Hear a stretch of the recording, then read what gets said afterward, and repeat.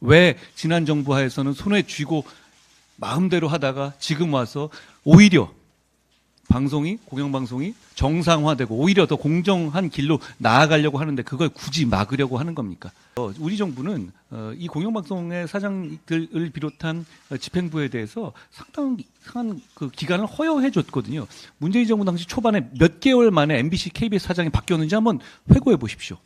저희는 그렇게 하지 않지 않았습니까? 미디어 오늘 민주당이 입법 폭거를 계속하고 있죠. 그런데 국민들께서는 이 입법 폭거가 저 너무하네 이런 정도만 생각하시고 건건이 하나하나 내용에 대해서 잘 모르실 수 있을 것 같아요. 그래서 제가 가장 문제가 되고 있는 부분에 대해서 한 가지만 설명하고자 합니다. 방송사법에 대한 것, 그리고 이진숙 그 MBC 사장에 관한 청문회에 대한 것, MBC 사장이 죄송합니다. MBC 사장이 아니라 방통위원장이죠. 그리고 방통위원장 부위원장에 대한 탄핵 시도에 관한 것들, 이게 다 사실상은 한 궤에 있는 것이거든요. 이건 지금까지처럼 더불어민주당과 뜻을 같이 하는 사람들이 MBC를 비롯한 방송을 계속 장악하겠다라는 의도를 그대로 보여주는 것입니다.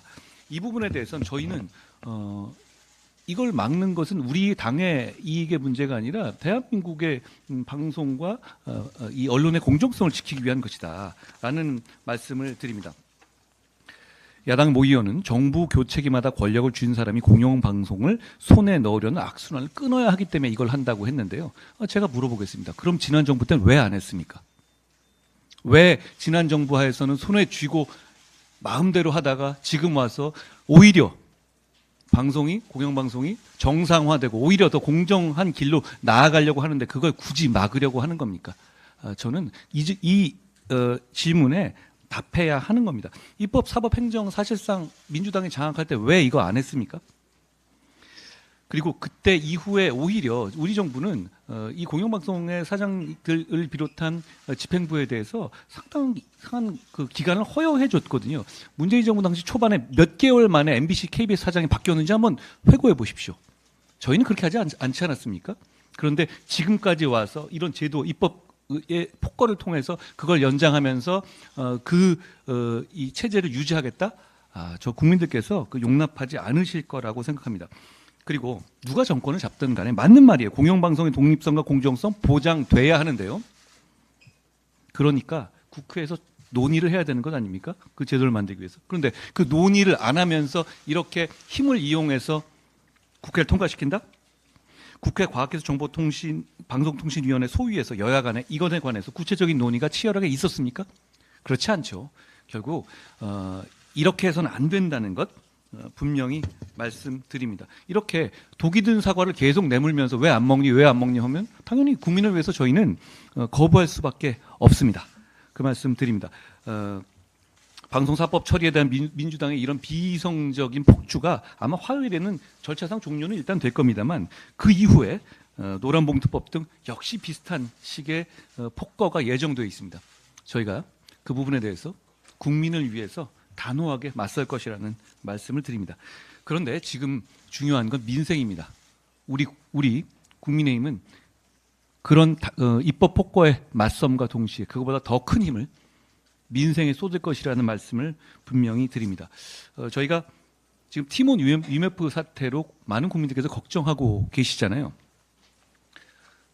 이 문제에 대해서는 많은 분들이 알고 계시지만 두 가지 방향이 있습니다. 첫째는 피해를 최소화해야 합니다. 지금 있는 피해와 앞으로 있을 피해. 그렇지만 그 피해를 최소화하는 과정에서 국민의 공감과 원칙을 지켜야 한다는 점도 저희가 우리 국민의힘이 갖고 있는 방향입니다.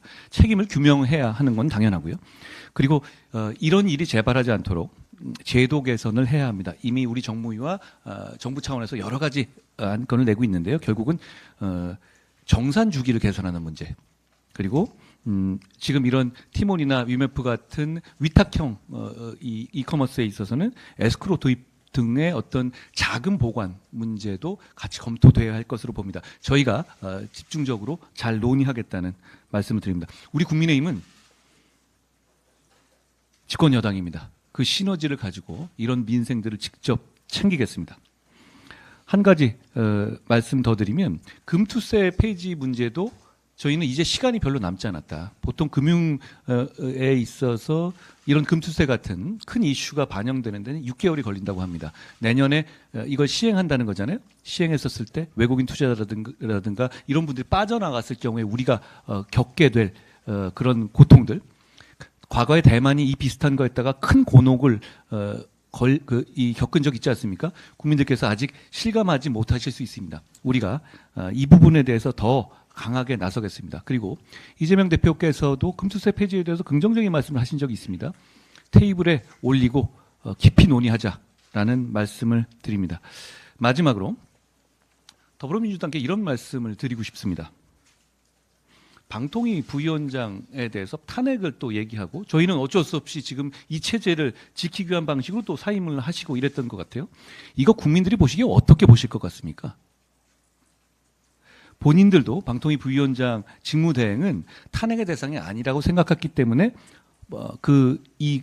부위원장까지도 탄핵할 수 있는 법안을 냈던 것 아닙니까? 그런데 이렇게 탄핵의 방식을 동원한다? 이거는 실제로 탄핵을 이루기 위한 목적은 아니잖아요.